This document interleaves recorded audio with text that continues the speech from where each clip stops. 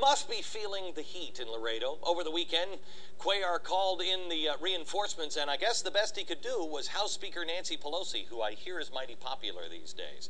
She came into town Saturday for a tour of one of Laredo's bridge crossings into Mexico. The bridges are just one of the way the drug gangs in Mexico get their merchandise, quote unquote, into the U.S. Joining me now is Texas State Senator Dan Patrick.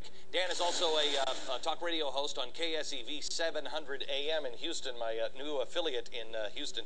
Dan, first of all, did she even mention the kidnapped Americans, 21 of which are still missing?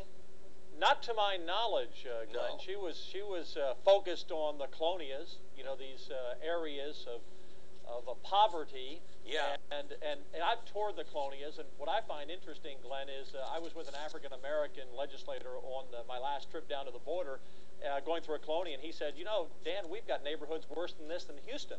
And yeah. I would say probably New York, Detroit, Appalachia, and all around America. She focused on these poor neighborhoods, and she didn't focus on the poor, kidnapped Americans. Yeah, that's weird, isn't it? 21. No. Do we know any place else in the country where 21 Americans are still missing from being kidnapped, and nobody is making mention of this? No, we're not making mention of it because it's embarrassing to the Bush administration. It's embarrassing to the Democrats. It's embarrassing to those local officials along the border.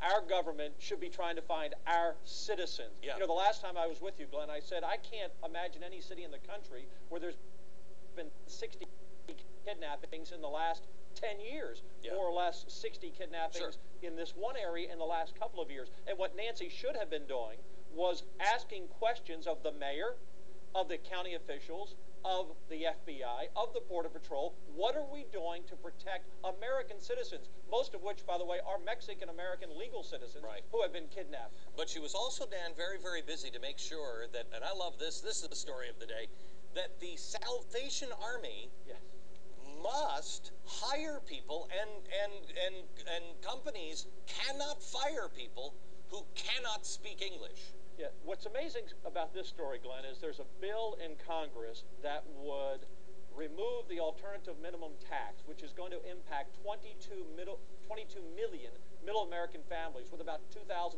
more in taxes on average per family. That's good. And the Hispanic Democrats in Congress are holding that up hostage unless Nancy stops an amendment from Lamar Alexander that he passed in the Senate that's now over to the House that would protect employers from being sued by the government, of all people, the EEOC, by requiring their employees to speak English. And this case comes from Massachusetts, where the Salvation Army fired 2 people because they didn't speak English on the job. Now, I'm a small business person as well as a state senator, and I think I should have a right to require my employees to speak English. How about my rights? Listen to me, Dan, thank you so much for coming. America.